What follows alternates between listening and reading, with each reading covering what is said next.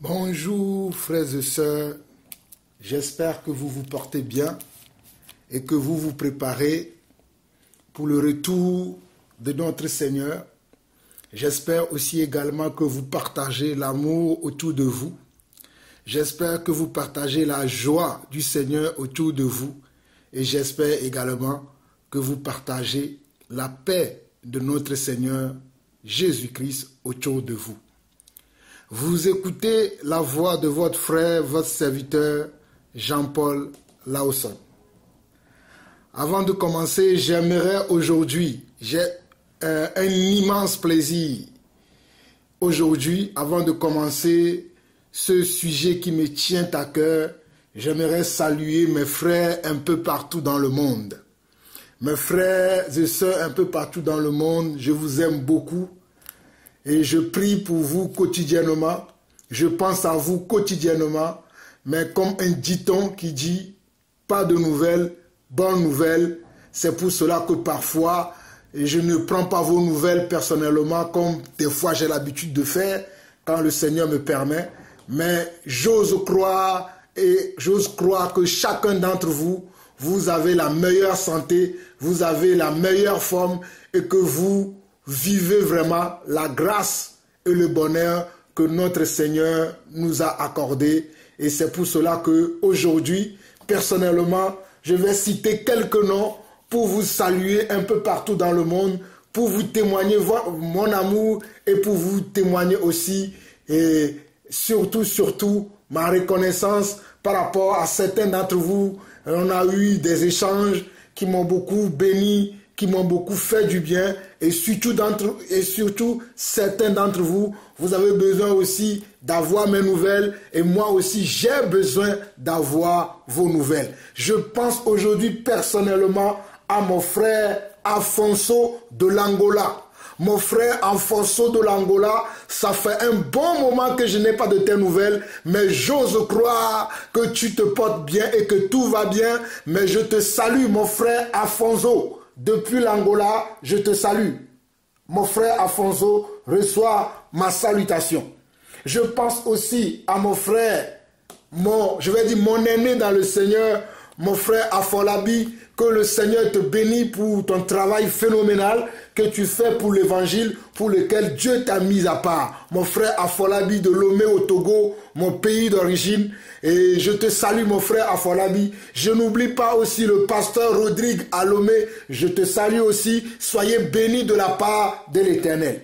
Alors je n'oublie pas mon frère Marcel Shalom du côté des États-Unis, du côté du Caroline du Nord. Mon frère Marcel Shalom, que nous appelons communément Papi. Papi, je te salue, sois béni, que la grâce et la paix du Seigneur soient avec toi. Et merci pour les conseils que j'ai reçus de toi la dernière fois.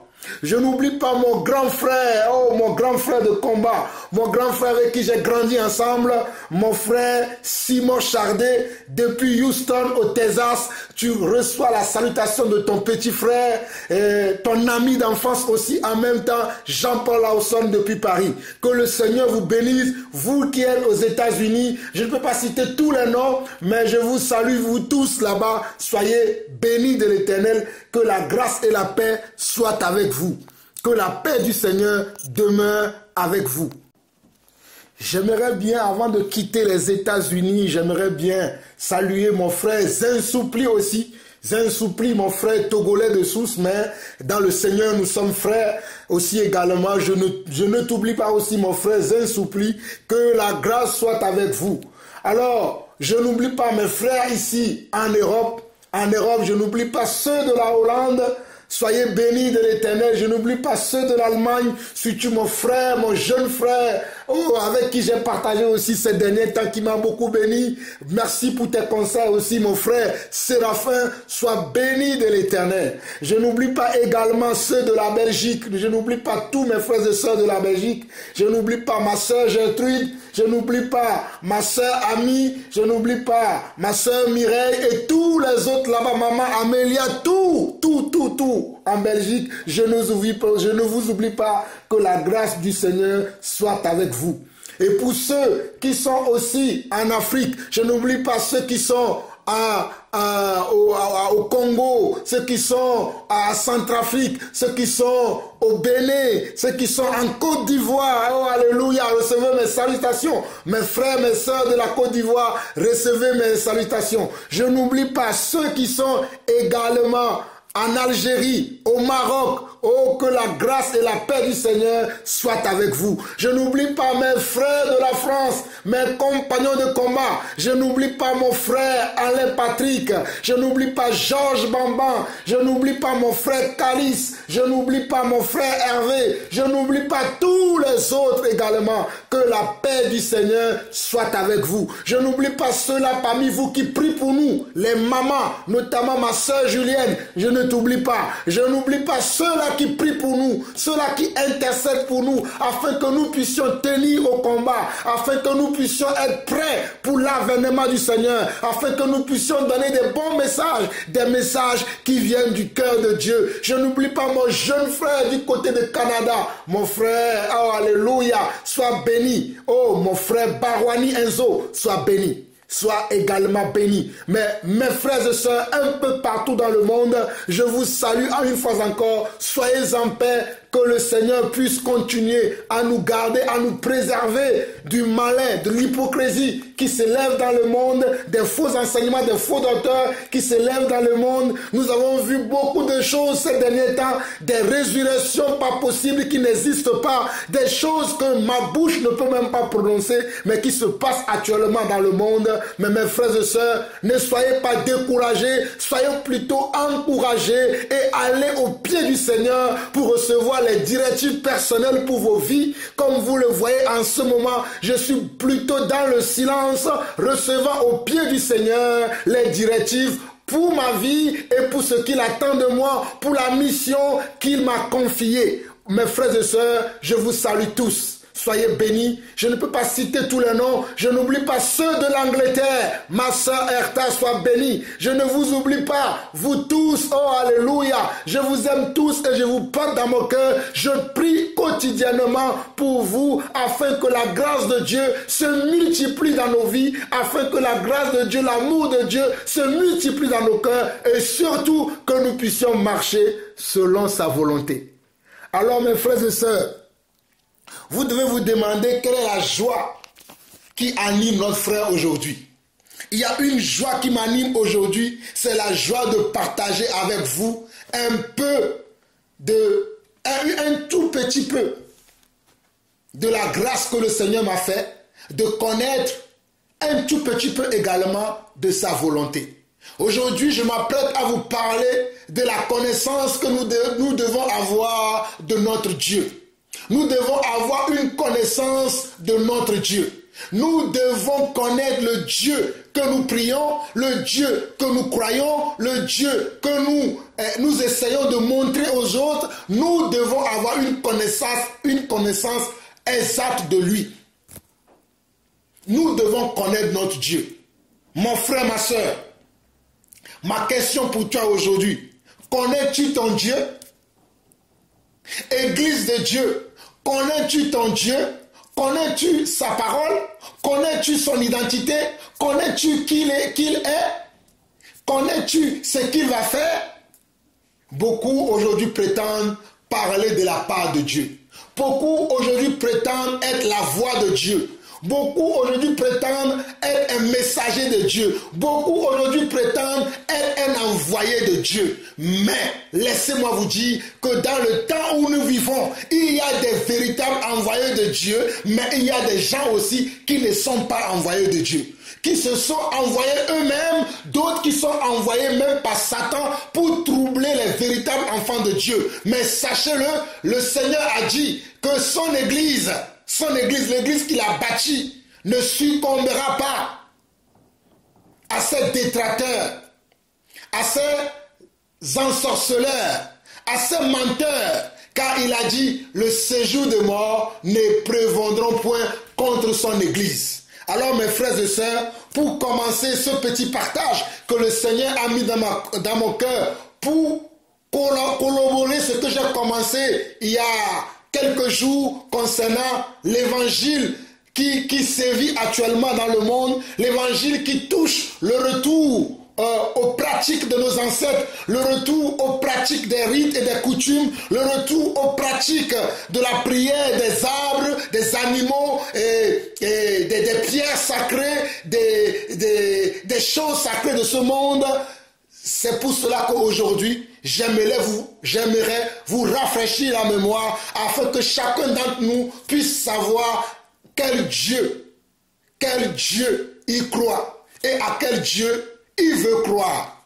Moi, j'ai eu la grâce. Mes frères, je ne prétends pas avoir toute la connaissance, je ne prétends pas savoir tout, mais Dieu m'a fait la grâce d'avoir une petite connaissance, une petite vérité que Dieu m'a montrée et que je vis avec depuis quelques années. Ceux qui me connaissent, ceux qui sont proches de moi, peuvent savoir quelle est ma manière de vivre dans le Seigneur, quelle est ma manière aussi de parler de ce Dieu qui m'a visité il y a quelques années, qui m'a montré la vérité quelques années et dont je suis serviteur depuis aussi quelques années. Soyez bénis. Nous commencerons aujourd'hui par le livre de Daniel et nous allons commencer par le livre de Daniel, Daniel chapitre 12, le verset 4. Daniel chapitre 12, le verset 4. Allons-y tout directement dans Daniel 12, le verset 4. Mes frères et sœurs, voici ce que la Bible, ma boussole à moi, bien sûr, la Bible, ma boussole à moi, voici ce qu'il dit dans Daniel chapitre 12, le verset 4. Toi, Daniel, tiens secrètes ces paroles et scelle le livre jusqu'au temps de la fin. Toi, Daniel, tiens secrètes ces paroles et scelle le livre jusqu'au temps de la fin. Plusieurs alors le liront et la connaissance augmentera. Plusieurs alors le liront et la connaissance augmentera. Alors nous voyons, mes frères et sœurs, selon ce passage, que Dieu avait donné une certaine forme de connaissance à comment? À Daniel. Mais Dieu va lui dire à ce moment-là, à cette époque-là, de sceller cette connaissance-là, de les garder comment? De les garder encore dans le mystère. Mais qu'à un temps, que lui-même il révélera que ce temps-là est le temps qui est le temps parfait, le temps convenable, le temps que lui-même il jugera que le temps meilleur pour que cette connaissance soit révélée aux yeux du monde. Cette connaissance-là sera révélée aux yeux du monde. Le deuxième passage que j'aimerais qu'on lise également, c'est dans Joël. Joël, chapitre, également, je dis Joël, plutôt Osée, chapitre 4, verset 6. Osée, chapitre 4, verset 6. Osée, chapitre 4, verset 6 dit ceci. Mon peuple est détruit parce qu'il lui manque la connaissance. Mon peuple est détruit parce qu'il lui manque quoi?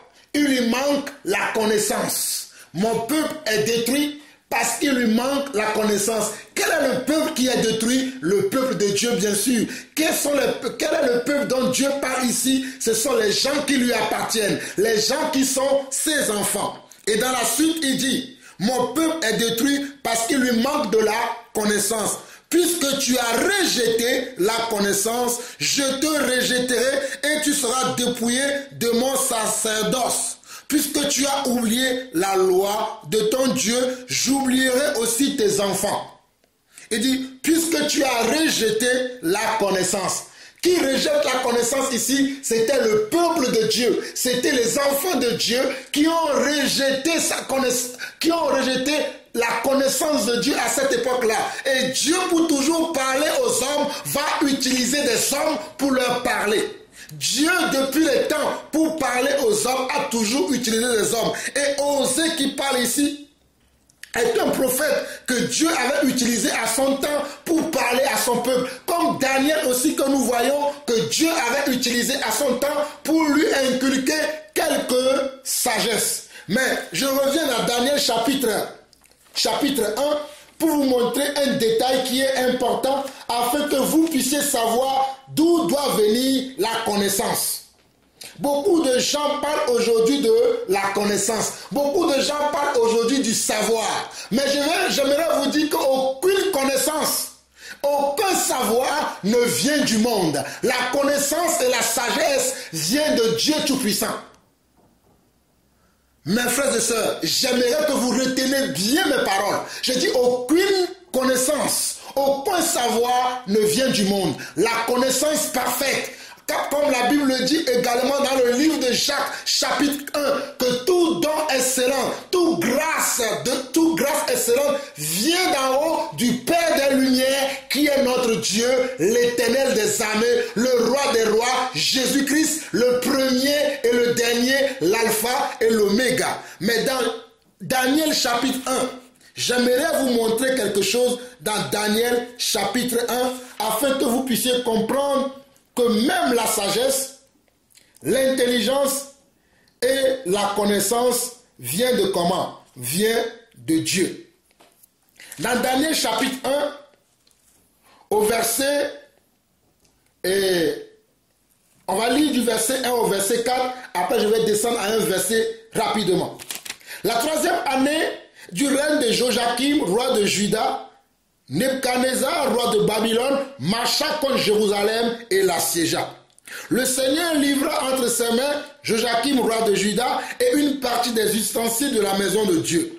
Nebuchadnezzar emporta les ustensiles au pays de Shinéar, dans la maison de son Dieu. Il les mit dans la maison du trésor de son Dieu.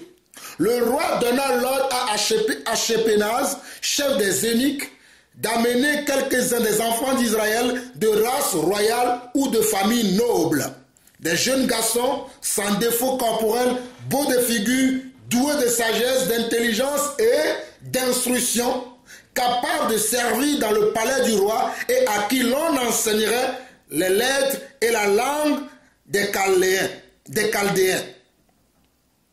Mes frères, regardez bien Daniel chapitre 1, le verset 3 et le verset 4. On nous dit, le roi donna l'ordre à Ashpenaz, chef de ses eunuques, d'amener quelques-uns des enfants d'Israël de race royale ou de la famille noble, de jeunes garçons sans défaut corporel, beaux de figure, doués de sagesse, d'intelligence et d'instruction, capables de servir dans le palais du roi et à qui l'on enseignerait les lettres et la langue des Chaldéens. Mes frères et sœurs, remarquez bien ici que d'après l'histoire que nous venons de lire très rapidement, d'après l'assujettissement du royaume de Jérusalem à l'époque où le roi babylonien Nebuchadnezzar a assiégé cette ville et qu'il voulait qu'on s'encapare de certains enfants juifs hébreux pour aller servir dans son palais, ce n'était pas n'importe qui qu'on devait choisir. Parce qu'on nous dit au verset 3 que le roi donna l'ordre à Ashpenaz, chef de ses eunuques, d'amener quelques-uns des enfants d'Israël de race royale. Donc les gens qui devaient partir devaient être de race royale ou de famille noble. Donc parmi ces gens, en résumé, pour ne pas trop durer en résumé, parmi les enfants déportés, les enfants pris de force pour aller servir dans la maison du roi, il y avait qui? Il y avait Daniel. Ce Daniel qui nous a parlé dans Daniel 12, le verset 4 dont je vous ai parlé tout à l'heure, il y avait Daniel. Mais remarquez quelque chose que je veux vous apporter. Ils étaient 4. Il y avait Shadrach, Meshach et Abednego. Je vais vous lire les noms. Et au verset 6, il y avait parmi eux, dans les enfants de Juda, Daniel, Anania, Michaël et Azaria. Parmi tous les enfants qu'on avait déportés à cette époque-là pour aller servir dans le royaume de Babylone, il y avait 4 types de ces enfants-là qui étaient différents, dont leurs noms sont Juda, dont leurs noms sont Daniel, Anania, Michaël et Azaria. Bon, vers le verset 17, on nous dit quoi? Vers le verset 17, c'est ce que je voulais vous montrer. Vers le verset 17, il dit quoi? on nous dit, Dieu accorda à ces 4 jeunes gens de la science. La science veut dire de la connaissance. Dieu accorda, mes frères et sœurs, la connaissance que Jean-Paul Lawson a ne vient pas de lui. Parce qu'aujourd'hui, j'aimerais vous parler de la connaissance. Parce qu'il n'y a pas de connaissance aujourd'hui. Mes frères et sœurs, je pleure tous les jours quand je vois la manière dont beaucoup d'enfants de Dieu se comportent aujourd'hui, dont beaucoup d'humains se comportent aujourd'hui dans le monde, je pleure. On nous dit, Dieu accorda à ces 4 jeunes gens de la science, de l'intelligence, dans toutes les lettres et de la sagesse. Et Daniel expliquait toutes les visions et tous les songes. Donc on voit que c'est Dieu qui avait accordé, c'est Dieu qui avait donné quoi? De la sagesse, de l'intelligence, de la science, de la connaissance à ces personnes-là pour qu'ils puissent comment accomplir une mission dans le royaume de Babylone. Dieu, je dis bien, hein, mes frères et sœurs, écoutez la subtilité dans la chose que je vais vous montrer. Le roi qui avait demandé de déporter des enfants du royaume d'Israël pour aller servir dans son royaume avait un autre projet. Écoutez-moi très bien. Enfants du monde entier, enfants de Dieu du monde entier, tous les hommes qui cherchent de la connaissance, écoutez-moi très bien. Le roi qui avait donné l'ordre de la déportation des enfants hébreux, des enfants juifs, pour aller venir servir dans le royaume de Babylone, son projet était quoi? Était que ces enfants-là puissent venir apprendre la langue des Chaldéens. Oh, je bénis mon Seigneur et mon Dieu. Son projet était que ces enfants viennent apprendre la langue des Chaldéens. Mais le Dieu que je sers, le Dieu dont je suis serviteur inutilement, non pas pour ma propre gloire, mais pour sa gloire, ce Dieu que je vais vous présenter aujourd'hui, afin que vous arrêtez de suivre les menteurs, les calomniateurs, les voleurs, les gens qui sont là aujourd'hui pour détruire votre âme, pour détruire votre esprit. Écoutez bien ce que j'ai à vous révéler. Ce Dieu-là, il a changé le projet de ce roi de Babylone parce que ces 4 personnes, si vous lisez tout le livre de Daniel, vous allez voir que ces hommes-là étaient différents par rapport à leurs autres frères. Ils étaient différents parce que Dieu leur avait donné une mission particulière, comme Dieu m'a donné aussi à moi, Jean-Paul Lawson, une mission particulière pendant que je vis encore sur terre. Je ne sais pas quand je mourrai, mais je tâcherai de travailler corps et âme à cette mission qui est de révéler Dieu, cette mission qui est de montrer la connaissance à tous ceux qui recherchent de la connaissance pour connaître qu'il y a un Dieu qui a créé le monde selon sa volonté, qui a créé tout ce que nous voyons dans le monde selon sa volonté, afin que toutes ces choses-là lui servent. Tout ce que nous voyons dans le monde doit servir la gloire de Dieu et non la gloire d'un homme. Tout ce que nous voyons dans le monde doit servir la gloire de Dieu et non servir la gloire d'une congrégation, d'un club, d'une religion. Non, tout ce que nous voyons dans le monde doit servir à Dieu. Selon la parole de Dieu, tout a été créé pour lui. Tout a été créé par lui et pour lui, selon ce que Paul nous dit dans le livre de Colossiens, chapitre 1. Tout a été créé pour lui et par lui. Alléluia. Donc, nous voyons selon le livre de Daniel chapitre 1, le verset 17, que c'est Dieu qui accorda comment? De la science, qui représente la connaissance, de l'intelligence dans tous les lettres et de la sagesse. Et Daniel expliquait toutes les visions et tous les songes. Regardez, ces personnes n'ont fait aucune université.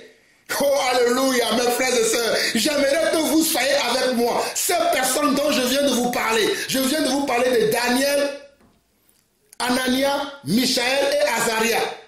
Ces personnes-là n'ont fait aucune université, mais Dieu leur a accordé un don. Et ce don-là leur permettait d'avoir une connaissance au-delà de tous les autres. Ce don-là leur permettait d'avoir une sagesse, une intelligence au-delà de qui? Au-delà de tous les autres. Et regardez, avant qu'on ne quitte le livre de Daniel, pour aller voir d'autres choses. Regardez dans Daniel chapitre 2 maintenant, le verset 19 au verset 23. Daniel chapitre 2, le verset 19 au verset 23.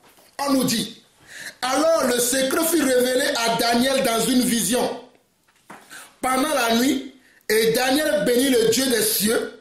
Daniel prit la parole et dit, béni soit le nom de Dieu d'éternité en éternité. Regardez ce que Daniel dit ici. Béni soit le nom de Dieu d'éternité en éternité. Moi aussi, Jean-Paul Lawson, aujourd'hui, je dis béni soit le nom de Dieu d'éternité en éternité. Béni soit le nom de mon Dieu, le nom du Dieu Tout-Puissant, le nom du Dieu de Daniel, d'Azaria, d'Anania et de Michaël d'éternité en éternité. Je continue. À lui appartient la sagesse et la force. À lui appartient la sagesse et la force. C'est lui qui change les temps et les circonstances, qui renverse et qui établit les rois, qui donne la sagesse aux sages et la science à ceux qui ont de l'intelligence. Mes frères et sœurs, regardez ce que Daniel nous révèle. C'est ce Dieu-là, le Dieu de Daniel, d'Azaria, d'Anania et de Michaël, qui donne quoi? Qui donne la science. Qui donne la science, la sagesse à ceux qui ont de l'intelligence. Mes frères, vous qui me posez la question souvent, d'où vient cette connaissance, d'où viennent ces choses-là, sachez que je n'ai rien si ce n'est le Seigneur Dieu que je sers, si ce n'est le Dieu d'Abraham, d'Isaac et de Jacob, si ce n'est le Dieu de ceux-là qui m'ont précédé dans la foi. Mais Daniel nous révèle encore quelque chose. Il dit que c'est lui qui renverse les rois, qui change les temps et les circonstances. Verset 22, il révèle ce qui est profond et caché, il connaît ce qui est dans les ténèbres et la lumière demeure avec lui. Et la lumière demeure avec lui. Dieu de mes pères, je te glorifie et je te loue de ce que tu m'as donné la sagesse et la force, de ce que tu m'as fait connaître, ce que nous t'avons demandé, de ce que tu nous as révélé, le secret du roi. Mes frères et sœurs, Daniel était dans l'incapacité à cette époque-là de révéler un secret qui appartenait qu'au roi. Mais il a demandé à Dieu, puisque Dieu, devant notre Dieu, rien n'est un secret. Devant le Dieu que je vous présente, devant le Dieu que je sers, rien n'est un secret. Alors mes frères et sœurs, j'aimerais vous lancer un défi aujourd'hui. J'aimerais vous lancer un défi, un grand défi, que je prie pour que vous puissiez comprendre pourquoi je vous lance ce défi. Parce qu'il y a beaucoup de détracteurs de la Bible. Il y a beaucoup de gens qui poursuivent notre foi, qui veulent que nous soyons semblables comme eux, qui veulent que nous pensions comme eux, nous réfléchissons comme eux, nous agissons comme eux, alors que Dieu a voulu que nous soyons différents. Mes frères et sœurs, Dieu a voulu que vous qui croyez à la parole de Dieu, vous qui croyez qu'il y a un Dieu au-dessus de toutes choses dans ce monde, Dieu a voulu que les choses soient ainsi parce que vous êtes des privilégiés. Dieu vous a choisi en vous donnant cette connaissance, en vous donnant cette capacité de faire la différence entre ce qui est de Dieu et ce qui n'est pas de Dieu. C'est ce Dieu qui vous a donné cette capacité. Maintenant, certains hommes dont Dieu n'est pas mandaté, mais qui sont des enfants rebelles, qui sont comment? Des enfants envoyés par l'ennemi. Ils veulent vous soutirer comment? Cette connaissance, cette habileté, cette compétence. Mais dans le nom de Jésus-Christ, je prie pour vous aujourd'hui, en tant que son serviteur vivant à cette époque, que leur fin sera comme leur vie. Ils n'arriveront pas. Vous serez toujours des disciples de Jésus-Christ. Vous serez toujours des enfants de Dieu, car ainsi le Seigneur a décidé. Mes frères et sœurs, nous allons continuer. Nous allons continuer dans 1 Corinthiens chapitre 13 maintenant. 1 Corinthiens chapitre 13.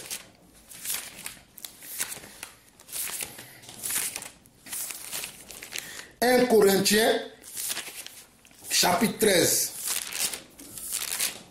1 Corinthiens chapitre 13, nous allons lire le verset 20 Écoutez-moi très attentivement. 1 Corinthiens chapitre 13, nous allons lire le verset 9 et le verset 10. 1 Corinthiens chapitre 13, le verset 9 et le verset 10. Car nous connaissons en partie et nous prophétisons en partie. Mais quand ce qui est parfait sera venu, ce qui est partiel sera aboli. Mes frères et sœurs, par ce verset, nous comprenons que nous les hommes, nous connaissons en partie. Nous ne connaissons pas réellement. Nous connaissons en partie. Mais le verset 10 nous dit, mais quand ce qui est parfait sera venu, ce qui est partiel sera aboli. Toi, mon frère, qui n'a pas une connaissance exacte, lorsque la connaissance exacte arrive, comment l'humilité d'accepter que cette chose-là, je ne les connaissais pas avant. Mais la manière dont je viens, dans la manière dont je vois que tu viens de m'exposer, et ta connaissance, je crois qu'il serait mieux que je mette de côté ma connaissance et que j'épouse ta connaissance et que j'accepte que ce que toi tu dis, c'est ça qui est la vérité. On appelle ça l'humilité. Mais je vais aller plus loin. En allant plus loin, je vais vous dire que tout ce que les gens pensent aujourd'hui qu'ils ont de la connaissance, ils connaissent les choses, ils ont la pratique de certaines choses. Et pour eux, ces pratiques qu'ils ont, ces connaissances qu'ils ont, c'est ça qui est la vérité. On nous dit ici au verset 10 que mais quand ce qui est parfait sera venu, ce qui est partiel sera aboli. Ce qui est parfait ici fait allusion encore à notre Dieu Jésus-Christ. C'est lui qui est la perfection.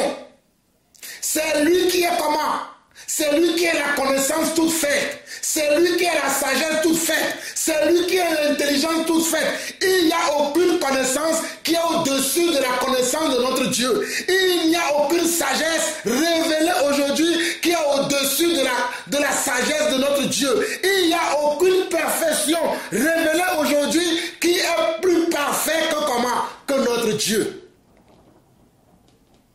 Nous allons aller dans Matthieu chapitre 7, le verset 7, qui dit « Demandez et l'on vous donnera. Cherchez et vous trouverez. Frappez et l'on vous ouvrira. » Demandez et l'on vous donnera. Cherchez et vous trouverez. Frappez et l'on vous ouvrira. Car quiconque demande reçoit, celui qui cherche trouve, et l'on ouvre à celui qui frappe. Ça c'est Matthieu chapitre 7, le verset 7 et le verset 8.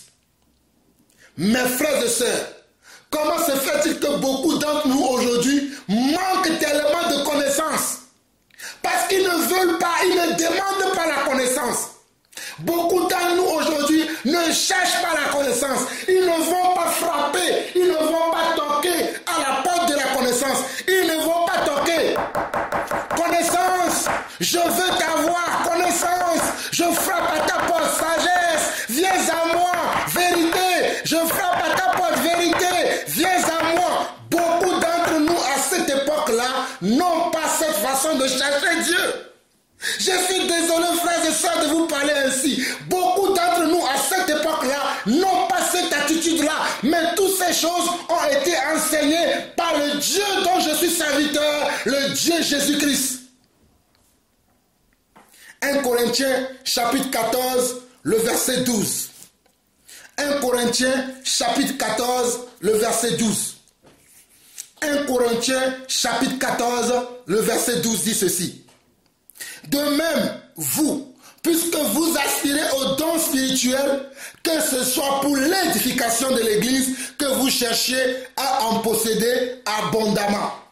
Maintenant, je parle à ceux-là qui ont un rôle de leader dans l'Église, un rôle d'encadrement dans l'Église, un rôle de conducteur dans l'Église. La parole de Dieu dit que vous qui voulez avoir des dons, vous qui voulez avoir des grâces excellentes, même si vous n'êtes pas dans l'église et que vous êtes dans le monde, la Bible déclare que si vous cherchez à avoir ces dons, c'est pour édifier vos frères. Ce n'est pas pour dominer sur eux, ce n'est pas pour vous enorgueillir sur eux, ce n'est pas pour les minimiser, ce n'est pas pour les voir comme s'ils étaient de la boue, mais c'est pour les édifier.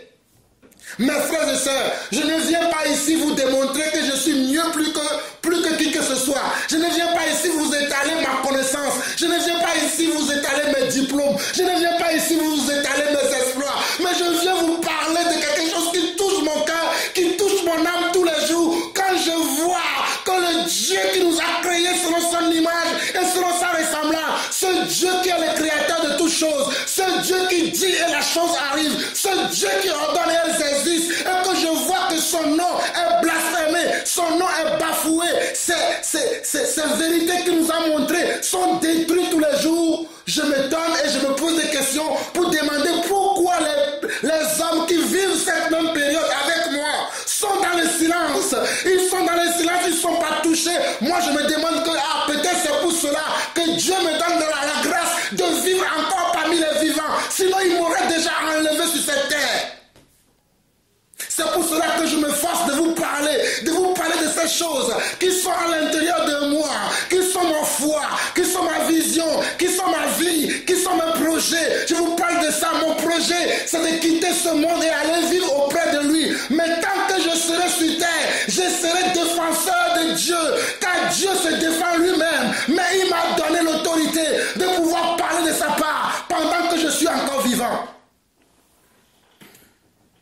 2 Pierre, chapitre 1. 2 Pierre, chapitre 1. 2 Pierre, chapitre 1, frères et sœurs. Allons-y très rapidement. 2 Pierre, chapitre 1. Très rapidement, mes frères et sœurs. 2 Pierre, chapitre 1 dit ceci. Simon Pierre, serviteur et apôtre de Jésus-Christ, à ceux qui ont reçu en partage une foi du même prix que la nôtre, par la justice de notre Dieu et du Sauveur Jésus-Christ, que la grâce et la paix vous soient multipliées par la connaissance de Dieu et de Jésus-Christ, notre Seigneur. Mes frères et sœurs, regardez encore ici dans ce passage, le verset 2, après les salutations de notre frère, notre prédécesseur dans la foi, l'apôtre Pierre. C'est lui qui a démarré l'église de Jésus-Christ. Regardez ce qu'il dit dans son livre, qui est l'épître de Pierre, deuxième épître de Pierre, le verset 2, il dit quoi? Il dit que la grâce et la paix vous soient multipliées par la connaissance de Dieu et de Jésus-Christ notre Seigneur. Donc celui qui ne connaît pas Dieu aujourd'hui est dans les ténèbres, mes frères et sœurs. Je vous le montre, je vous le démontre par les Écritures, que celui qui n'est pas dans la connaissance réelle de notre Dieu aujourd'hui, le Dieu que nous croyons, le Dieu que nous prions, le Dieu que nous vous présentons, celui-là demeure dans les ténèbres. Quoi que vous allez le voir, il va avoir 2 yeux. Il va avoir toutes les choses que les hommes ont dans ce monde. Mais il est dans les ténèbres, je vous le dis. Il est dans les ténèbres. Regardez la suite. Verset 3 de 2 Pierre chapitre 1. Sa divine puissance nous a donné tout ce qui contribue à la vie et à la piété au moyen de la connaissance. Au moyen de quoi? Au moyen de la connaissance de celui qui nous a appelés par sa propre gloire et par sa propre vertu. C'est toujours au moyen de la connaissance, mes frères et sœurs. C'est toujours au moyen de la connaissance que nous pouvons faire la différence entre ce qui est de Dieu et ce qui n'est pas de Dieu. C'est toujours au moyen de la connaissance que nous pouvons nous identifier à quelque chose. C'est toujours au moyen de la science que nous pouvons savoir que si telle chose est vraie ou pas. Toujours au moyen de la connaissance. Au verset 4, il continue.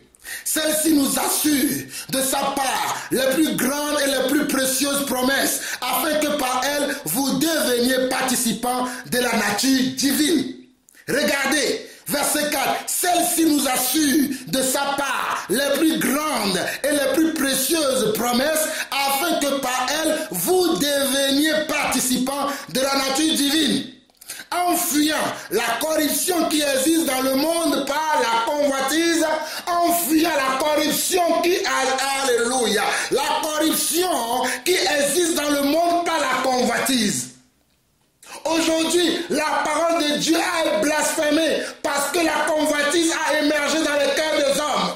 Parce que la convoitise a tellement envahi le cœur des hommes que les hommes sont devenus blasphémateurs. Les hommes sont devenus menteurs. Les hommes sont devenus des irréligieux. Les hommes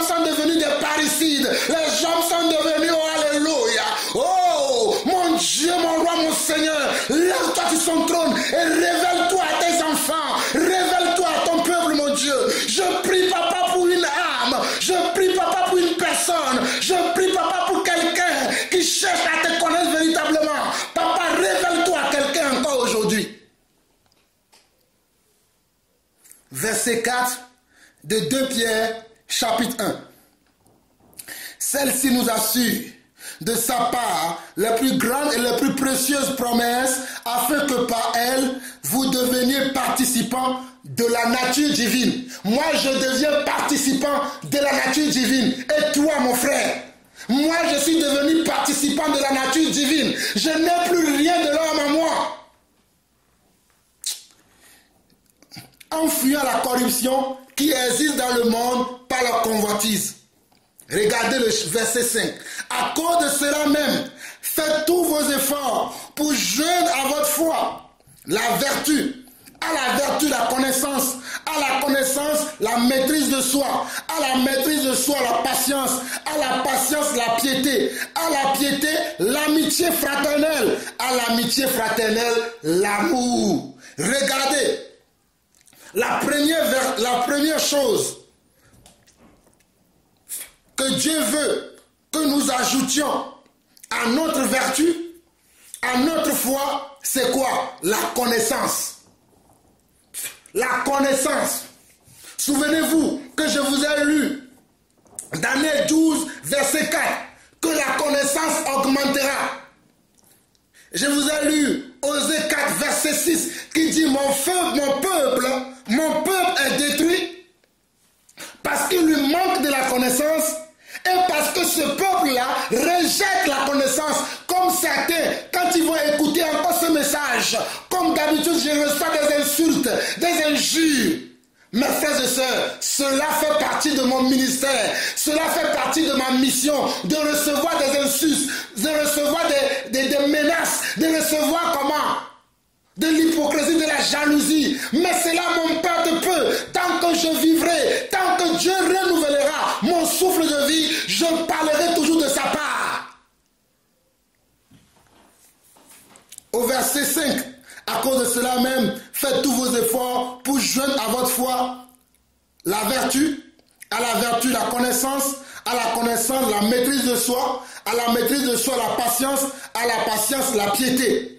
À la piété, l'amitié fraternelle, à l'amitié fraternelle, l'amour. Et au verset 8, il dit quoi? Car si ces choses sont en vous, et ils y sont avec abondance, elles ne vous laisseront point oisifs ni stériles pour la connaissance de notre Seigneur Jésus-Christ. On nous fait comprendre que si ces choses sont en nous, cela ne nous laissera plus comment? Oisifs ni stériles. Cela ne nous laissera plus comment? Stériles. Car il y a beaucoup d'enfants de Dieu aujourd'hui qui sont oisifs et stériles. C'est eux qui sont comment? Les adorateurs de YouTube. Ils sont là, c'est eux qui sont les adorateurs du monde. Ils adorent tout ce qui est dans le monde. Ils adorent les créatures au lieu d'adorer les créateurs. Moi, je n'adore aucune créature, mais j'adore le Créateur. J'adore le grand Dieu, celui qui m'a fait participant de sa vie divine. Mais comment se fait-il que vous encore, mes frères et sœurs, vous êtes encore dans ces choses, alors que la connaissance augmente aujourd'hui? Même tu tapes sur YouTube le nom simplement de Dieu, tu vas tomber sur beaucoup de choses que tu peux lire. Pour comment? Pour alimenter ta connaissance. Pour comment? Pour approfondir ta connaissance. Tu tapes simplement sur YouTube la révélation de Dieu. Tu tapes un mot, non simplement un mot aujourd'hui. Tu tapes simplement un mot sur Google, sur Internet aujourd'hui. Tu vas tomber sur beaucoup de choses. Pour ceux qui ne savent pas utiliser ces choses, si vous avez des livres, si vous lisez des choses aujourd'hui, vous pouvez acquérir certaines connaissances. Je parle de la manière du monde. Mais maintenant, pour ceux qui sont enfants de Dieu, la Bible dit dans Josué 1, le verset 8, il dit que ce livre de la loi, qui ne s'éloigne point de ta bouche, médite-le nuit et jour. C'est ainsi que tu auras du succès dans toutes tes entreprises. C'est ainsi que tu auras du succès dans toutes tes entreprises. Beaucoup d'entre vous, depuis que j'ai commencé, doivent se demander où veut-il en venir, monsieur Jean-Paul Lawson. Mais voilà là où je veux en venir. Beaucoup font des vidéos aujourd'hui pour vous dire que la Bible serait un livre faux. Beaucoup font des témoignages aujourd'hui pour vous dire que la Bible est un livre qui a été inventé de tout main. Beaucoup vous disent aujourd'hui que la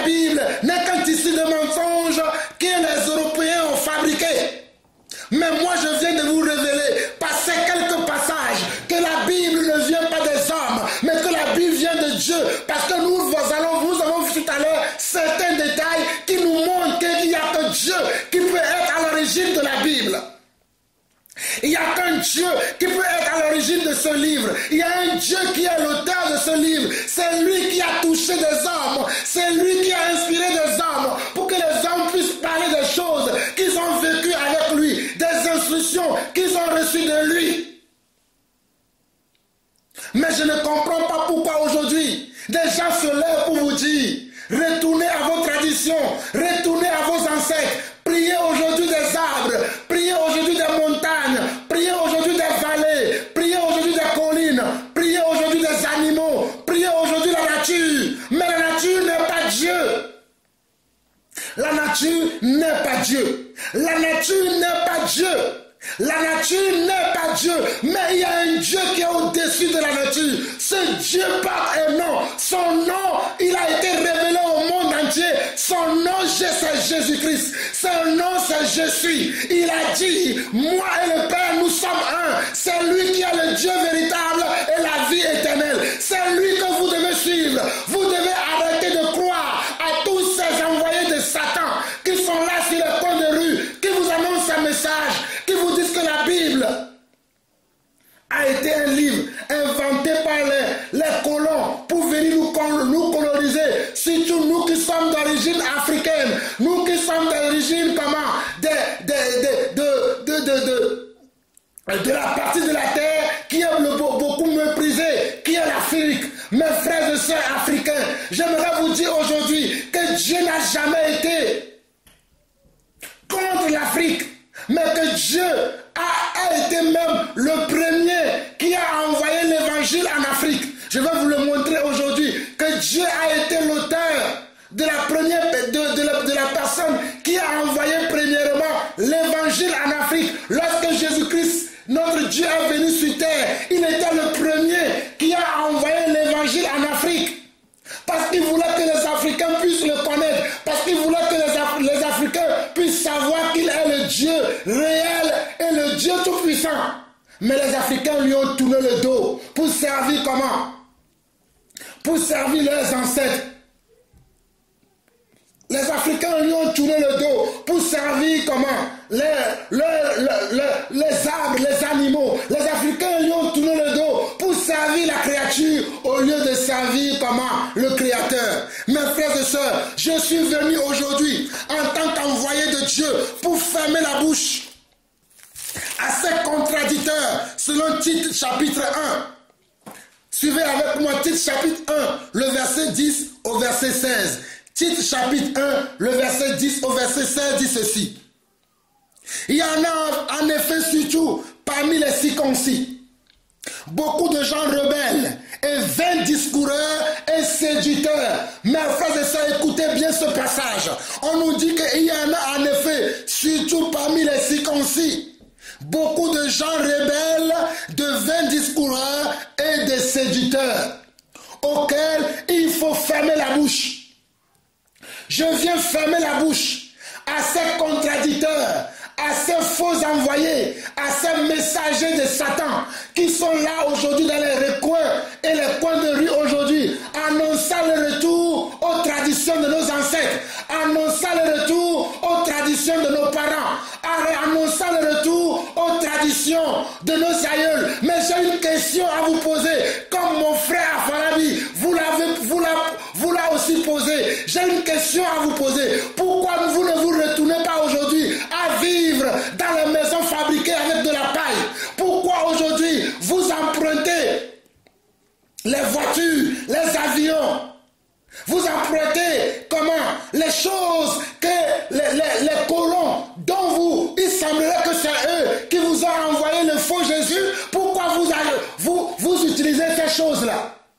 Si vos ancêtres étaient des personnes qui étaient tellement intelligents, qui étaient tellement sages, qui étaient des personnes qui étaient tellement instruites, qui avaient tellement de la connaissance, qu'ils avaient tellement amené beaucoup de choses qui sont bonnes pour vous, pourquoi aujourd'hui vous habitez dans les grands ciels, vous habitez dans les maisons à plusieurs étages, choses qu'on ne voyait pas à l'époque de nos ancêtres, choses que nous ne connaissions même pas à l'époque de nos ancêtres, car nos ancêtres, ils habitaient comment?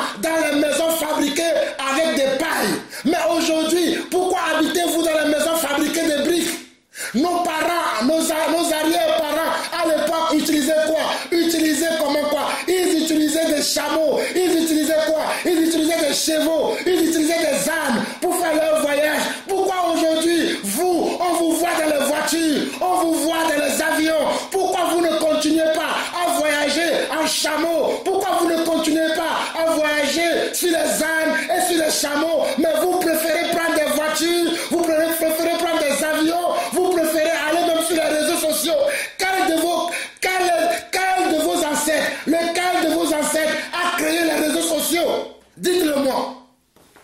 Vous-même qui véhiculez ce message sur les réseaux sociaux, lequel de vos ancêtres a créé les réseaux sociaux? Nos ancêtres ont manqué de la connaissance, ont manqué de la science. Je vous le dis, nos ancêtres ont manqué de la connaissance, ils ont manqué de la science. Ils pensaient servir Dieu, ils pensaient prier un Dieu. Lorsqu'ils priaient comment? Lorsqu'ils priaient les statuettes, lorsqu'ils priaient les arbres, lorsqu'ils priaient les animaux. Comme dans mon pays, à moi le Togo, les gens adorent le serpent python. Les gens adorent le serpent. Comment un homme qui est doté de la science, qui est doté de la connaissance, puisse adorer un python et croire que le python est son Dieu, et croire que le python peut changer sa vie? Oh mes frères et sœurs, réveillez-vous. Ces personnes qui sont là pour vous dire aujourd'hui que la Bible n'est qu'un tissu de mensonges, ne sont que des envoyés de Satan. Je vais finir pour vous, Tite chapitre 2, le verset 10 au verset 16. Il y en a en effet surtout parmi les circoncis, beaucoup de gens rebelles, de vains discoureurs et de séducteurs auxquels il faut fermer la bouche. Ils bouleversent des familles entières, enseignant pour un gain honteux ce qu'on ne doit pas enseigner. Regardez, ces choses ont existé avant nous, à l'époque des premiers chrétiens, à l'époque des premiers disciples de Jésus-Christ, nos prédécesseurs dans la foi. Il y avait eu ces mêmes choses, des gens qui venaient, qui apportaient ce même évangile. Ne crois pas en Dieu, ne crois pas en ceci, ne crois pas en cela, ne suis pas telle chose. Ces choses ont déjà existé. Ça ne date pas d'aujourd'hui. Au verset 12, l'un d'entre eux, leur propre prophète, a dit: crée-toi, toujours menteur, méchant bête, vente paresseux. Ce témoignage est vrai. C'est pourquoi reprends-les sévèrement afin qu'ils aient une foi saine. Regardez ce qui est écrit dans la Bible. Pour vous qui m'injuriez, qui me disent que tu penses savoir tout, qui me disent que tu penses connaître tout. Mes frères et sœurs, je ne connais rien, je ne sais rien. Si ce n'est pas la grâce de Dieu que je viens vous parler, et par sa grâce, il me dit quoi ici? Il me dit ici que je dois faire quoi? Que je dois leur fermer la bouche. C'est pourquoi je dois leur fermer la bouche en les reprenant sévèrement. En les reprenant sévèrement afin que vous ayez une foi saine. Ne croyez pas à cet évangile qui détruit la Bible, à cet évangile qui détruit Jésus-Christ. Ne croyez pas ça, car Jésus-Christ est le chemin, la vérité et la vie. Il a dit lui-même par sa propre jour dans Jean chapitre 14, le verset 6, il a dit: je suis le chemin, la vérité et la vie. Il a dit: je m'en vais vous préparer une place. Et lorsque je vous préparerai une place, je reviendrai vous chercher afin que chacun d'entre vous, vous soyez là où je suis. C'est lui qui nous a enseigné ça. C'est lui qui a dit qu'il est parti nous préparer une place afin que là où il est, nous aussi, nous soyons avec lui. Pourquoi aujourd'hui, vous voulez suivre les menteurs, vous voulez suivre les fornicateurs, vous voulez suivre les hommes que Dieu n'a pas envoyés, mais qui veulent détruire votre foi, qui veulent détruire votre connaissance, qui veulent détruire votre intelligence, qui veulent détruire votre sagesse. Ils savent que par cette sagesse, vous devenez des hommes à l'image de Dieu. Vous devenez des hommes qui connaissent la vie réelle. C'est eux qui sont venus aussi avec la théorie du genre. C'est eux qui sont venus aussi avec cette théorie dans laquelle on vous dit que l'homme n'est pas l'homme, mais que l'homme peut décider de devenir une femme. C'est eux qui vous disent que la femme n'est pas la femme, mais que la femme peut décider de devenir un homme. Ces choses ne viennent pas de Dieu, car Dieu a créé des choses. Dieu a fait des choses depuis le commencement du monde. Et la Bible nous donne les détails de ces choses. Et la Bible est la boussole de l'homme. La Bible est la boussole de nous en tant qu'enfants de Dieu. Alors mes frères et sœurs africains, qui pensaient que c'est les Européens qui ont amené l'évangile la première fois en Afrique, j'aimerais vous montrer par un verset dans Actes chapitre 8. Actes chapitre 8, j'aimerais par ce verset vous montrer quelque chose dans Actes chapitre 8, à partir du verset 26 au verset 35, afin que vous compreniez que ce n'est pas les colons, comme ils ont voulu nous le faire croire, que sont eux qui ont amené pour la première fois l'évangile en Afrique. Je vous dis que c'est faux. Il y a eu un précurseur à ces colons-là. Il y a eu un précédent. Il y a quelqu'un qui les a précédés. Et vous allez voir, selon l'histoire de la parole de Dieu, dans Actes chapitre 8, je vais vous lire cette histoire et vous allez comprendre. Actes chapitre 8, le verset 26 dit ceci, verset 26 à 35.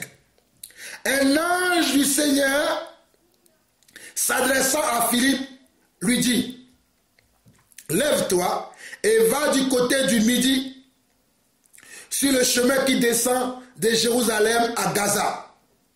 Regardez, un ange du Seigneur s'adressant à Philippe, lui dit, lève-toi et va du côté du midi sur le chemin qui descend de Jérusalem à Gaza, celui qui est désert. Il se leva et partit, et voici un Éthiopien, un eunuque, ministre de Cadence, reine d'Éthiopie, et surintendant de tous ses trésors, venu à Jérusalem pour adorer. Regardez, Acte 8, le verset 27. Il se leva et partit, et voici un Éthiopien, un eunuque, ministre de Candace, reine d'Éthiopie, et surintendant de tous ses trésors, venu à Jérusalem pour adorer. S'en retournait assis sur son char et lisait le prophète Ésaïe. Ce unique Éthiopien, Éthiopie se trouve où? Éthiopie se trouve en Afrique. Et là, nous sommes dans le livre des Actes des Apôtres. Donc, parmi les apôtres, il y avait un qui s'appelait aussi Philippe. Parmi les apôtres, il y avait un qui s'appelait Philippe. Nous ne savons pas de source sûre, vérifiée, que c'était le diacre Philippe ou si c'était l'apôtre Philippe. Mais nous sommes sûrs que Philippe là était comment? Un serviteur de Dieu que Dieu a utilisé pour toucher les cœurs de ce unique Éthiopien qui était venu à Jérusalem pour faire quoi? Pour adorer. Il était venu à Jérusalem pour adorer qui? Le Dieu Jésus-Christ. Parce qu'à cette époque-là, il y avait un mouvement qui a commencé. Le mouvement de la foi que Jésus-Christ a fait la promesse. Jésus-Christ avait fait une promesse qu'il y aura comment? Un grand mouvement de réveil. Et le mouvement de réveil avait commencé. Et cet unique Éthiopien aussi est venu en Israël pour adorer Jésus-Christ. Mais il ne connaissait pas le Dieu qu'il adorait. Donc il a fallu que Dieu dépêche l'un de ses serviteurs, l'apôtre Philippe, l'un de ses serviteurs soit le diacre Philippe pour exposer le vrai évangile à cet unique Éthiopien, afin qu'il ne puisse pas croire à des fables, à des histoires, mais qu'il puisse croire à l'évangile vrai. Et suivez l'histoire. Verset 29. L'Esprit dit à Philippe, avance et approche-toi de ce char. Philippe accourut et entendu l'Éthiopien qui lisait le prophète Ésaïe. Il lui dit, comprends-tu ce que tu lis? Il répondit, comment le pourrais-je si quelqu'un ne me guide? Et il invita Philippe à monter et à s'asseoir avec lui. Si quelqu'un ne me guide, comment je pourrais comprendre ce que je lis? Aujourd'hui, en tant que guide, je vous dis que Jésus-Christ est le Dieu Tout-Puissant. Il est le chemin, la vérité et la vie. Il est le Dieu que vous devez croire. Il est le bon conseil que vous devez avoir. Il est l'ami fidèle que vous devez avoir. Il est, l'ami fidèle. Il est le confident fidèle que vous devez avoir. Si vous ne le connaissez pas encore, je vous présente aujourd'hui Jésus-Christ de Nazareth, le roi de la terre, le roi des Juifs, celui que les Juifs ont crucifié, mais qui est le Dieu et la vie éternelle. Au verset 32, le passage de l'écriture qu'il lisait était celui-ci. Il a été mené comme une brebis à la boucherie, et comme un agneau muet devant celui qui le tend. Il n'a point ouvert la bouche. Dans son humiliation, son jugement a été levé, et sa postérité qui la dépeindra, car sa vie a été retranchée de la terre. L'unique dit à Philippe, je te prie, de qui le prophète parle-t-il ainsi? De qui le prophète Ésaïe qui lisait parle-t-il ainsi? Est-ce de lui-même ou de quelqu'un d'autre? On nous dit au verset 37, alors Philippe ouvra la bouche et commença par ce passage, lui annonça la bonne nouvelle de Jésus-Christ. Jésus-Christ est la bonne nouvelle. Je suis venu aujourd'hui pour annoncer la bonne nouvelle à quelqu'un. La bonne nouvelle de Jésus-Christ, c'est que sans Jésus, tu n'as pas la vie. Sans Jésus, tu n'as pas la vie. Si tu retournes chez tes ancêtres, si tu veux pratiquer les rites de tes ancêtres, la religion de tes ancêtres, tu veux pratiquer l'animisme, tu veux prier des arbres, tu veux prier des arbres qui ont des bras mais qui ne peuvent pas parler, tu veux prier des statuettes qui ont des bouches, qui ont des mains, qui ont des joues, qui ont tout que l'homme puisse avoir, mais qui ne parlent pas. Tu vas à la mort, mon frère. Tu vas à la mort, ma soeur. Je t'interpelle aujourd'hui. Et Philippe a dit à cet homme que Jésus-Christ est la bonne nouvelle. Et je t'annonce à toi aujourd'hui, toi à qui ces menteurs d'aujourd'hui ont trompé la vigilance, toi à qui ces menteurs, ces blasphémateurs, ces religieux, ces parricides aujourd'hui qui sont là en longueur de journée à détruire la Bible, à vous dire que la Bible n'est qu'un tissu de mensonges, c'est par cette même Bible que je vous parle aujourd'hui, en vous montrant la vérité, en vous montrant le droit chemin, en vous montrant la volonté de Dieu, que c'est ce Dieu-là que vous devez suivre, que c'est ce Dieu-là que vous devez prier, que c'est ce Dieu-là qui est la vérité, qui est le chemin. Il est la vie éternelle. Il est venu dans le monde. Les hommes l'ont vu. Les hommes ont témoigné de lui. Même jusqu'aujourd'hui, il se révèle encore à beaucoup d'hommes sur cette terre. C'est lui, le chemin, la vérité et la vie. Son nom, c'est Yeshua, Hamashiach, en hébreu, en français. Son nom, c'est Jésus-Christ. C'est Jésus-Christ. Oh, alléluia. Actes, chapitre 16. Actes, chapitre 16. Actes, chapitre 16.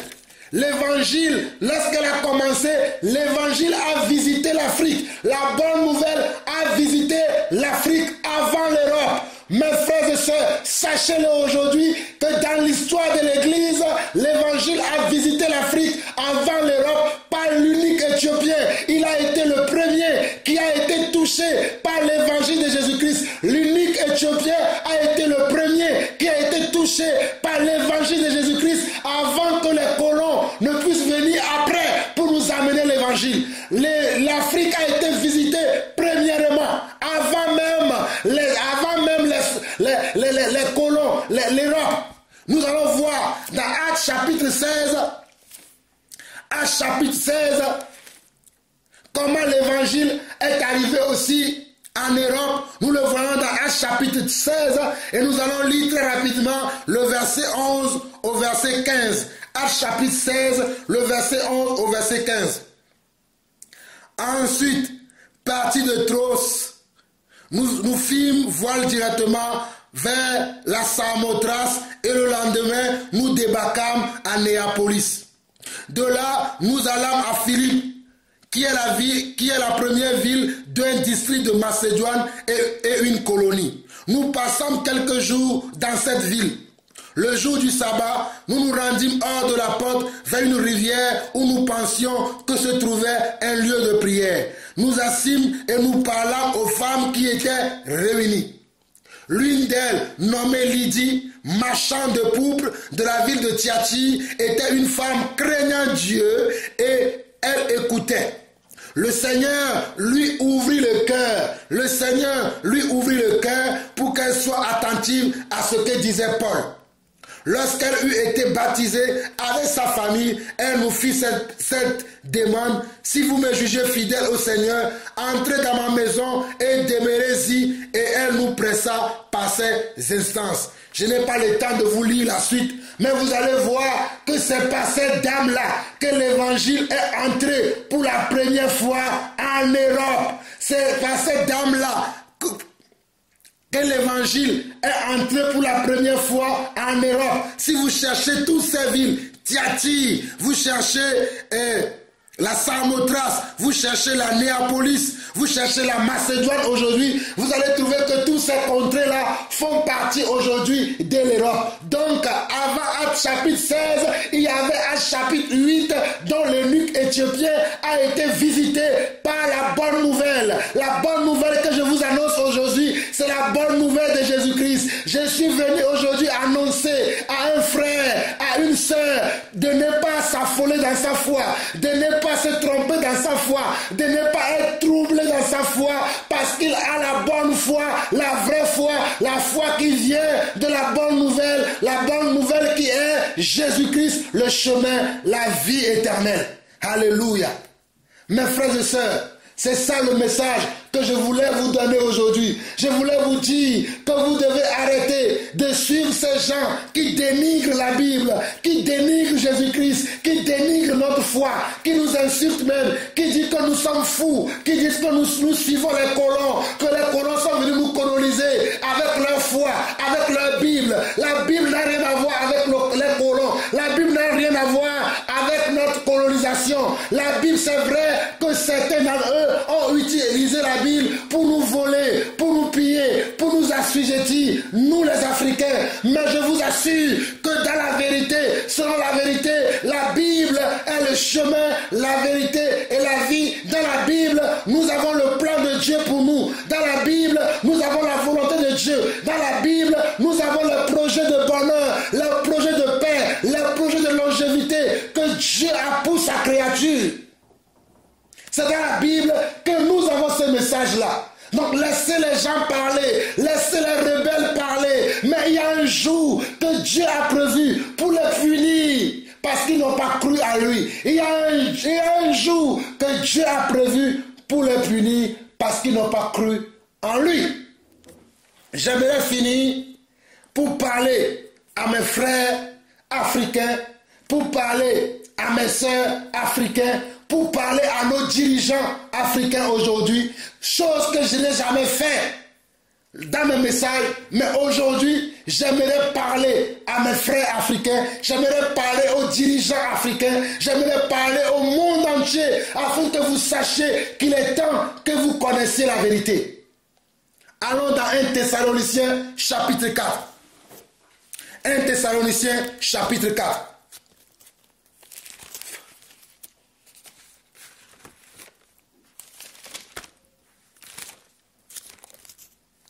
1 Thessaloniciens chapitre 4 nous dit ceci. 1 Thessaloniciens chapitre 4, le verset 2 au verset 8 dit ceci. C'est un conseil que j'aimerais donner à mes frères africains, à mes compatriotes africains, à mes frères togolais, à mes frères béninois, centrafricains, peu importe votre nationalité. Mais si vous êtes africain, j'ai un message pour vous aujourd'hui. Et si vous êtes un humain, parce qu'il n'y a pas que chez les Africains qu'il y a ces choses, même chez tous les hommes entiers, chez tous les hommes du monde aujourd'hui, il y a ces choses. L'un veut dominer l'autre, l'un ne veut pas accepter l'autre, on veut écraser l'autre, on veut brimer l'autre, on veut embrigader l'autre, on veut emprisonner l'autre, on veut se croire au-dessus de l'autre, on se croit tout permis. Mais j'aimerais vous dire ceci, c'est pour vous que je vous donne ce message, qui dit ceci. 1 Thessaloniciens chapitre 4, le verset 3 au verset 8 dit ceci. Ce que Dieu veut, c'est votre sanctification. C'est que vous vous absteniez de la débauche. Ce que Dieu attend de tout homme qui vit sur terre aujourd'hui, c'est que nous vivons dans la sanctification. La sanctification veut dire que nous devons vivre dans la discipline de l'amour, de la justice et de la vérité. Et que nous nous abstenions de la débauche. Il continue. C'est que chacun de vous sache posséder son corps dans la sainteté et l'honnêteté.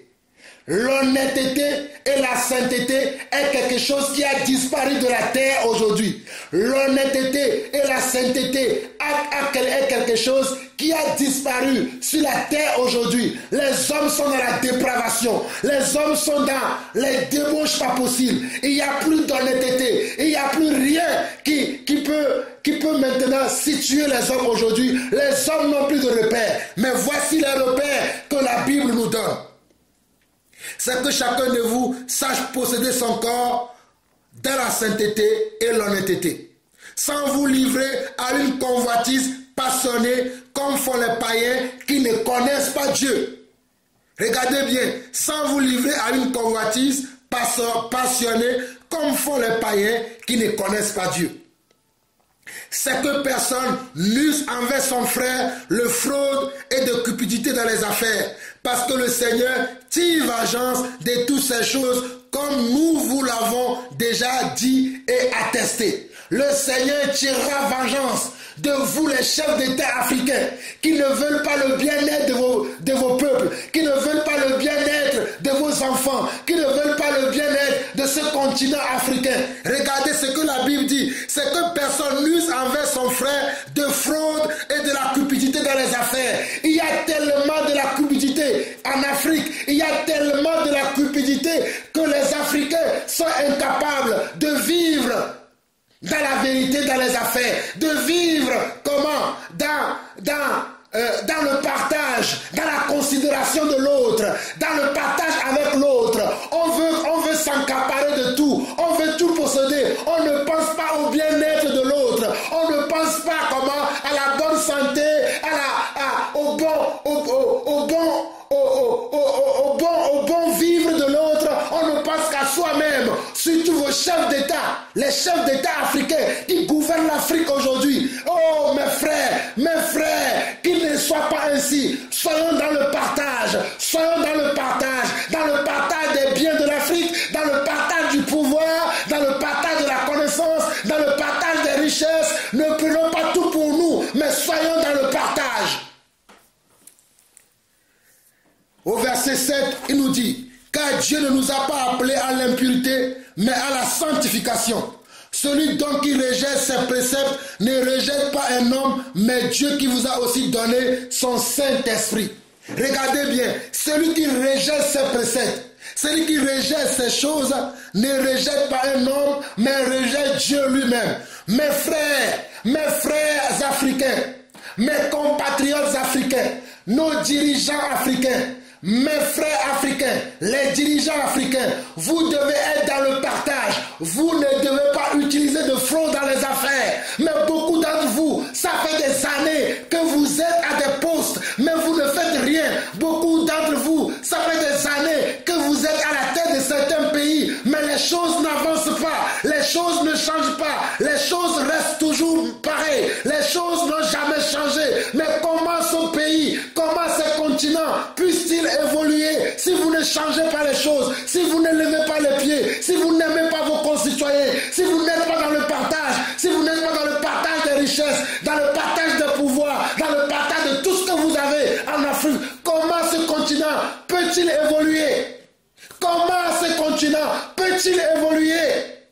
Comment ce continent peut-il évoluer? Il y a encore de la souffrance, il y a encore de la misère sur ce continent qui est l'Afrique. Il y a encore de la misère, il y a encore les gens qui meurent de faim, les gens qui meurent des soins parce qu'il n'y a pas des hôpitaux convenables, parce qu'il n'y a pas des écoles convenables. Il y a tellement beaucoup de choses à faire en Afrique, il y a tellement beaucoup de choses à faire sur ce continent. Mais aujourd'hui encore, nous voyons que vous ne vous levez pas, vous n'êtes pas du tout dans le partage, alors que Dieu veut que nous soyons dans le partage. Même quand on vous a élu à la tête de ce pays, au lieu que vous usez de comment?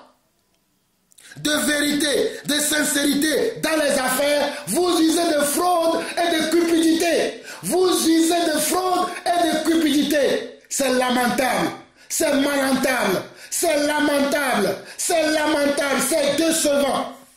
Pour finir, pour parler au reste du monde, que ce soit africain et tout le reste, je m'en vais dans 2 Thessaloniciens, chapitre 3, le verset 6 à 14. 2 Thessaloniciens, le chapitre 3, verset 6 à 14. Regardez ce que la Bible nous dit dans 2 Thessaloniciens, le verset 6 à 14 dit ceci. Nous vous recommandons, frères, au nom de notre Seigneur Jésus-Christ, de vous éloigner de tout frère qui vit dans le désordre et non selon les instructions que vous avez reçues de nous.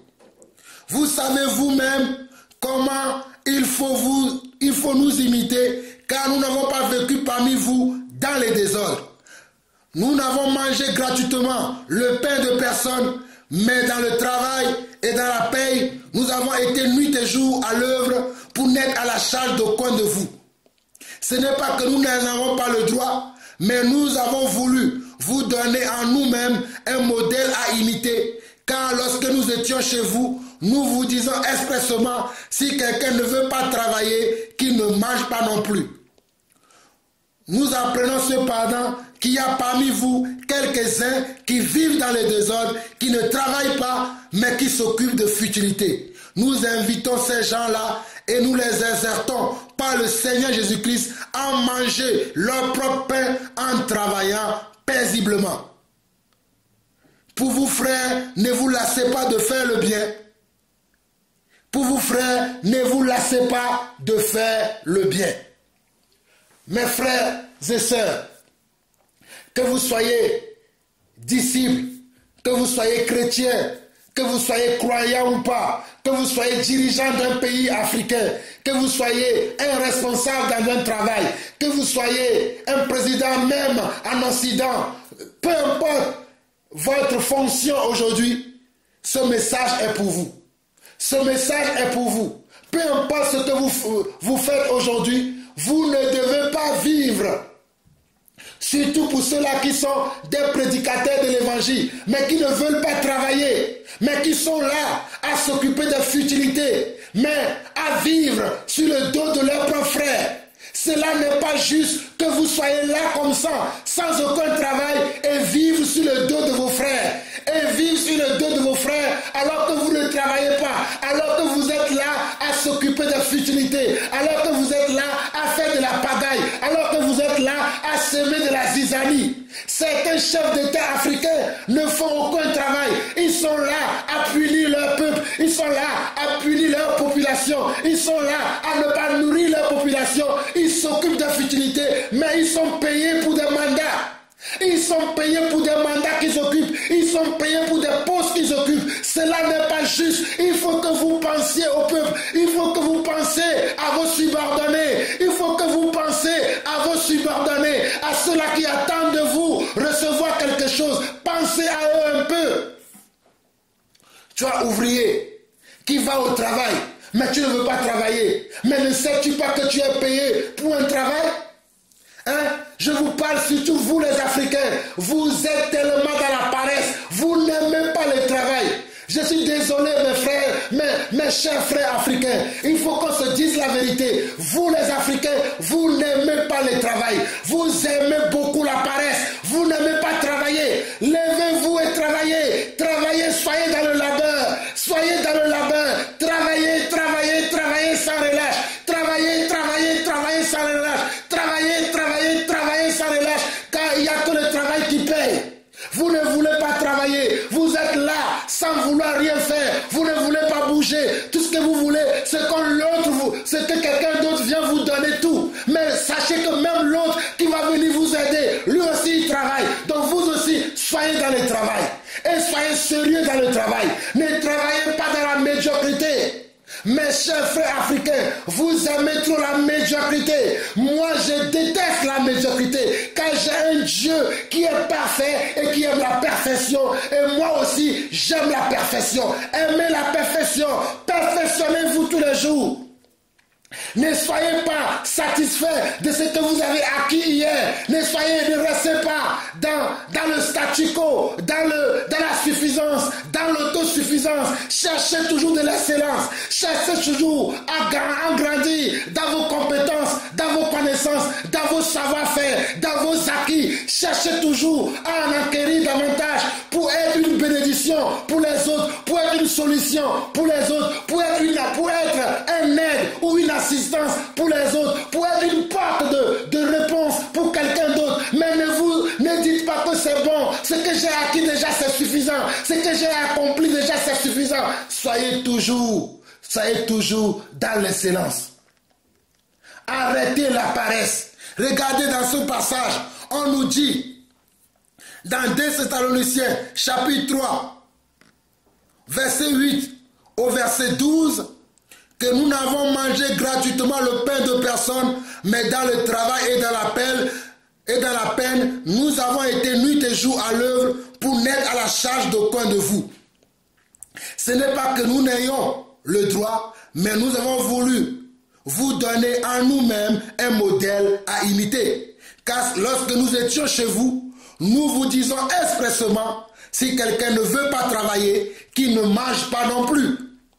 Nous apprenons cependant qu'il y a parmi vous quelques-uns qui vivent dans les désordres, qui ne travaillent pas, mais qui s'occupent de futilité. Nous invitons ces gens-là et nous les exhortons par le Seigneur Jésus-Christ à manger leur propre pain en travaillant paisiblement. Pour vous, frères, ne vous lassez pas de faire le bien. Mes frères et sœurs, c'est ainsi que je vais finir mon message en encourageant mes frères et sœurs africains, surtout mes frères et sœurs africains. C'est vrai que les Européens ont aussi à apprendre dans ce message. Mais ce message vous concerne principalement, mes frères et sœurs africains. Vous devez comprendre que l'heure est de se ressaisir pour travailler, pour considérer l'intérêt de l'autre, pour considérer le besoin de l'autre, pour considérer la peine de l'autre, pour considérer la misère de l'autre.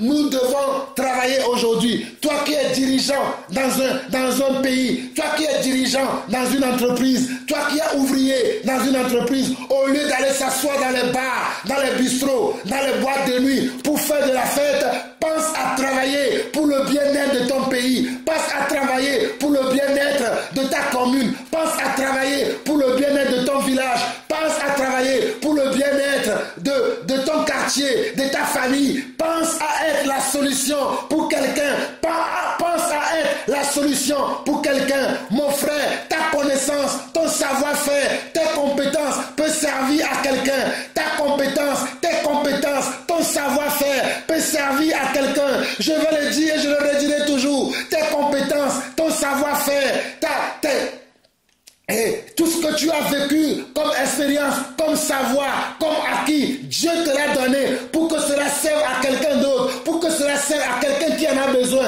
Mais pourquoi le gardes-tu pour toi? Pourquoi tu es si orgueilleux? Pourquoi tu penses qu'à toi-même? Pourquoi tu ne penses qu'à faire la fête? Vous les Africains, vous aimez trop les fêtes. Vous n'aimez pas le travail. Ne soyez pas paresseux. Travaillez, travaillez, travaillez et soyez dans le partage.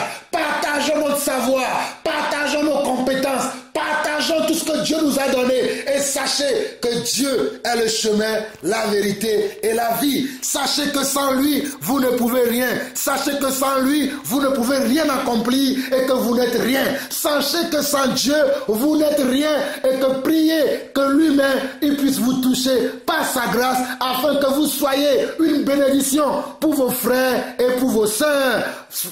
Pour que vous soyez une bénédiction pour votre famille, pour que vous soyez une bénédiction pour votre commune, pour que vous soyez une bénédiction pour votre pays, pour que vous soyez une bénédiction pour ce continent, pour que vous soyez une bénédiction pour le monde entier. Vous avez écouté la voix de votre frère, votre humble serviteur, Jean-Paul Lawson. Que la paix et la grâce du Seigneur demeurent sur chacune de vos vies. Ciao, ciao.